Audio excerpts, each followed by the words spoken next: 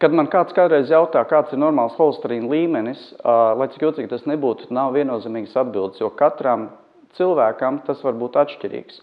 Jaunai sievietei, kurai nav citu riska faktoru, normāls holesterīna līmenis ir 5 mmol litrā, un pat ja būs 6 mmol litrā, tas vēl nenozīmē, ka uzreiz ir jāuzsāk lietot medikamentus. Bet vīrietim, kas smēķē 60 gadu vecumā, norma būs stipri zemāka, tādēļ, ka vīriešiem ar vecumu, it īpaši ar smēķēšanu, diabēts vai citu riska faktori, holesterīns daudz vieglāk izgūstnēs asinsvados, un viņa mērķa holesterīns ir stipri zemāks, un tad mēs vadamies pēc tā sauktā zemā blīvuma lipoproteīna holesterīna, kas ir tā sauktais sliktais holesterīns. Tiem cilvēkiem, kam jau ir noticis infarkts vai arī ir ļoti augsts citu slimību risks, šim te sliktajam holesterīnam ir jābūt zem 1,8 mmol litrā, tā kā jaundzimušajiem.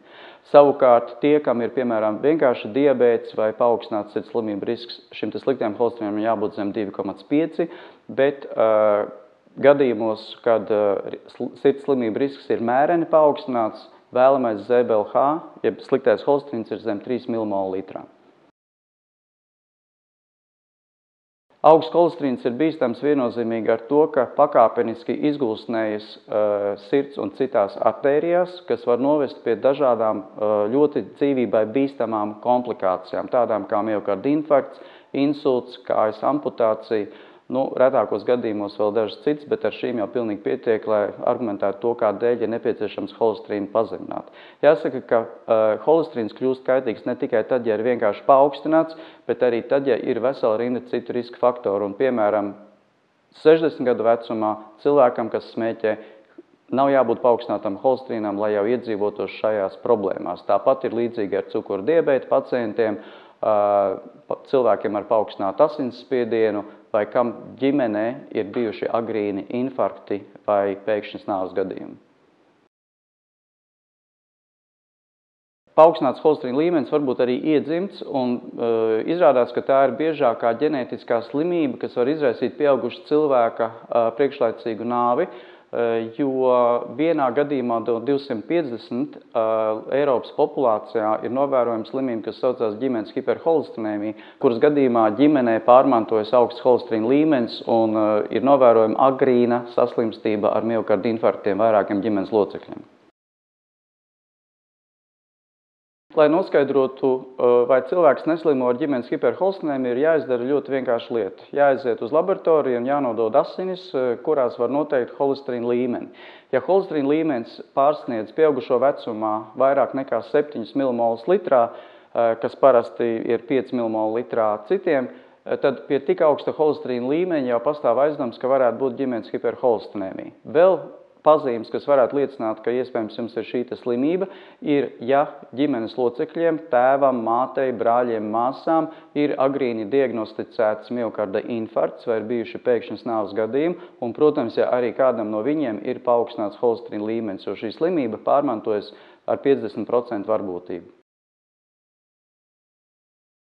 Fiziskas pazīmes nav vienmēr, bet atsevišķos gadījumos var redzēt, ka ap radzeni, acī, veidojas tāds aplītis, kas ir blāvs, ko mēs saucam arcus cornealis, jeb radzenes aplis. Un ja šādu pazīmi ievēro cilvēkam līdz 45 gadu vecumam, tad tas uz to norāda, ka tā varētu būt ģimenes hiperholesterēmija. Otra pazīme, ko ir grūtāk pamanīt, bet ko ārsts var diagnosticēt, ir tās sauktās cīpslu ksantomas. Tie ir tādi mazi blīvi mezgliņi, vai nu uz plaukstas ārējām virsmām, kas ir piestiprināts pie cīpslām, vai arī uz ahilēja cīpslas, reizēm zem ceļa un reizēm virs elkoņa. Bet to vislabāk prot precizēt ārsts ar pieredzi. Aizdomas par ģimenes hiperholesterēmiju rodās gadījumos, kad gan nejauši nododot asins analīzes, tajā ir izteikti augsti plasmas lipīdu rādītāji, jeb tautā tā sauktamais kopējais holesterīns un sliktais, jeb zema blīvuma lipoproteīna holesterīns. Un, ja mēs esam pārliecināti, ka šī nav gadījuma rakstura atradne, kā arī, ja cilvēka ģimenes vēsturē, ģimenes stāstā ir zināmi līdzīgi gadījumi, kas, diemžēl, ir rezultējušies ar agrīnām sirds asinsvadu sistēmas saslimšanām, varbūt pat arī letālām.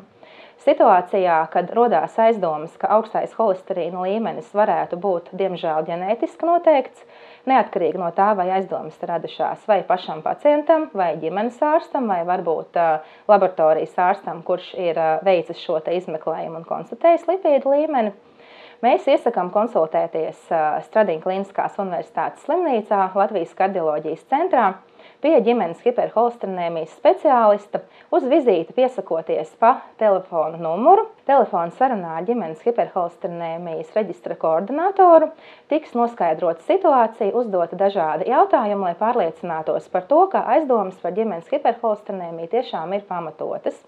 Pozitīvā gadījumā pacients ar ģimenes ārsta nosūtījumu ierodās Latvijas kardioloģijas centrā uz konsultāciju pie lipīdu speciālista.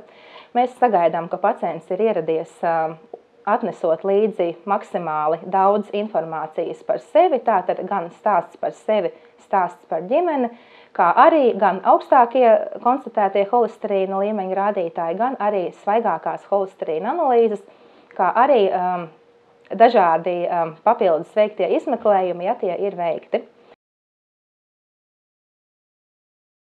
Konsultācijas laikā sarunā ar kardiologu un lipīdu speciālistu pirmām kārtām tiek izvērtēta konkrētā cilvēka situācija, tiek rūpīgi izvērtēta gan cilvēka personīgā slimības vēsture, gan cilvēka ģimenes slimības vēsture, tiek noteikts kardiovaskulārais, jeb sirds asinsvadu saslimšanas risks, kā arī iespējamība, ka jau šī slimība mums ir.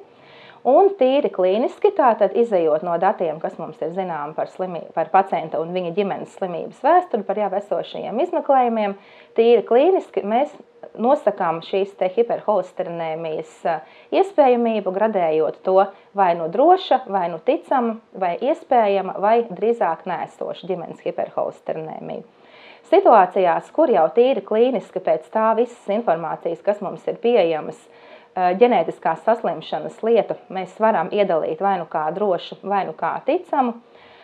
Mēs uzsākam kaskādas skrīningu, tātad mēs mērķtiecīgi aicinām konkrētā pacienta, kurš pie mums ir nonācis, pirmās pakāpes radiniekus, pēc tam arī otrās pakāpes radiniekus, meklējot lipīdu vilmaiņas problēmas dzimtā, meklējot tos pacientus, kuri ir iespējams jauni, veseli, laimīgi cilvēki, kuriem neienāk prātā, ka viņi ir pacienti, bet kuriem šīs ģenētiskās saslimšanas noteiktās problēmas iespējams, ka jau ir un kuras vajadzētu atklāt un saulēcīgi sākt ārstēt pēc iespējamības ātrāk, lai viss mūsu ambulatorais darbs rezultētos efektīvā primārajā profilaksē, pirms ir nepatikšanas notikušas, nevis sekundārajā profilaksē, tad, kad mēs glābjam to, kas vēl ir glābjams.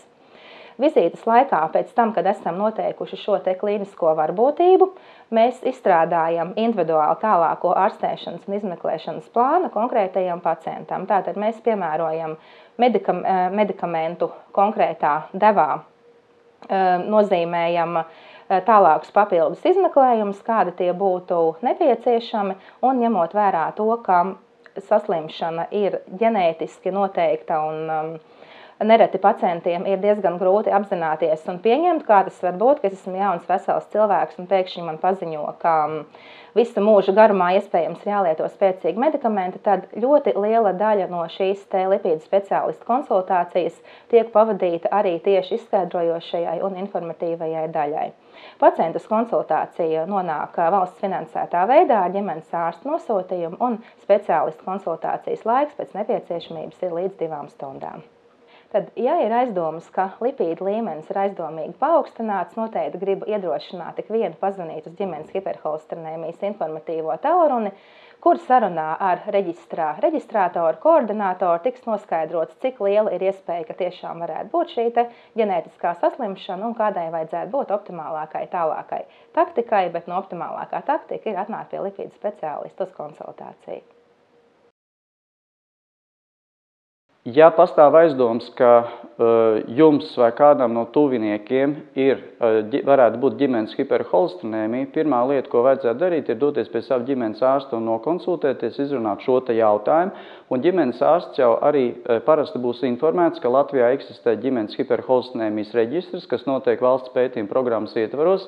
ar mērķi, lai apzinātu ģimenes un visus individus, kuriem varētu būt šī slimība. Kādēļ tas ir vajadzīgs? Pirmkārt, lai saulaicīgi novērstu komplikāciju, proti miokarda infarkta risku, bet otrām kārtām, lai saulaicīgi diagnosticētu šo slimību un uz to pārbaudītu arī ģimenes locekļus, jo, kā zinām, šī slimība pārmantojas arī 50% arī tuviniekiem, kas ir asinsradinieki, un ir laicīgi jādomā par to, lai arī viņiem novērstu sirds asinsvadu komplikāciju varbūtību. Neatkarīgi no tā, vai jums ģimenē kāds ir slimojis ar paaugstinātu holesterīna līmeni vai miokarda infarktiem vai citām sirds asinsvadu slimībām vai ne, pieaugušo vecumā, un tas ir sākot jau no 18-20 gadu vecuma, jebkuram cilvēkam ir jāzina savs holesterīna līmenis. Un jo vairāk gadu iet uz priekšu, tas ir svarīgāk. Nav pieļaujams, ka 50 gadu vecumā vīrietis vai sieviete nezina savu holesterīna līmeni. Kādēļ tas ir svarīgi? Tādēļ, ka pat ja holesterīna līmenis var likties samērā normāls, ir ļoti svarīgi aiziet pie sava ārsta un izrunāt, kāds ir slimība risks, jo patiesībā sirds asinsvadu slimība risks eksistē pat gadījumos, kad holesterīns var būt 5 vai tikai nedaudz paaugstināts. Citiem vārdiem sakot, mums ir jāņem vērā arī citas pazīmes, kas veicina holesterīna izgūstnēšanos sirds asinsvados. Tātad ne tikai vecums un dzimums, jo vīriešiem biežāk tas attīstās, bet arī paaugstināts asinsspiediens, it īpaši smēķēšana un cukura diabēts.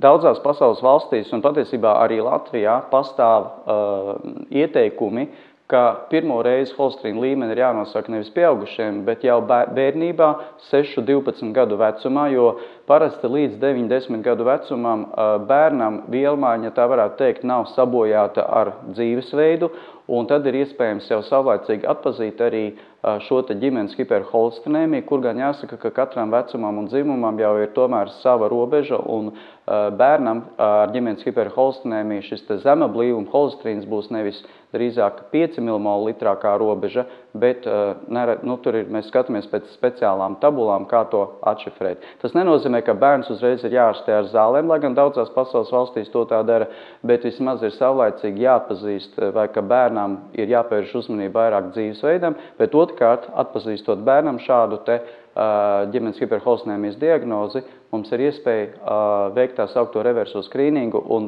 diagnosticēt ģimenes hiperholesterinēmiju arī reizēm viņa vecākiem, kas varbūt tajā brīdī ir daudz svarīgāk nekā varbūt bērnam.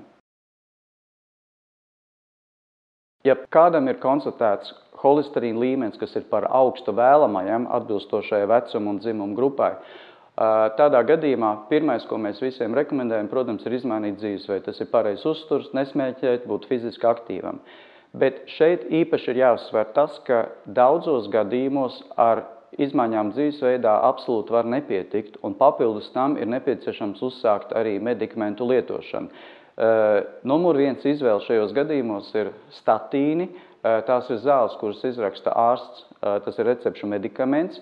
Šīs zāles ir jālieto ilgstoši, būtībā visu mūžu, jo kamēr zāles lietot, tikmēr holesterīns ir pazemināts, tiklīdz pārtrauc, mēnešu laikā atkal var atgriezties iepriekšējā līmenī. Zāles vairumā gadījumu, 95% gadījumu, pacienti panes ļoti labi, nav nekādu blakus parādību, un tajos dažos gadījumos, kad ir iespējams blaknes, tās praktiski nekad nav dzīvībai bīstams, tātad ir drošas, un ārsts vienmēr tās monitorē un uzrauga, lai pacientam nebūtu kāda kaitējuma.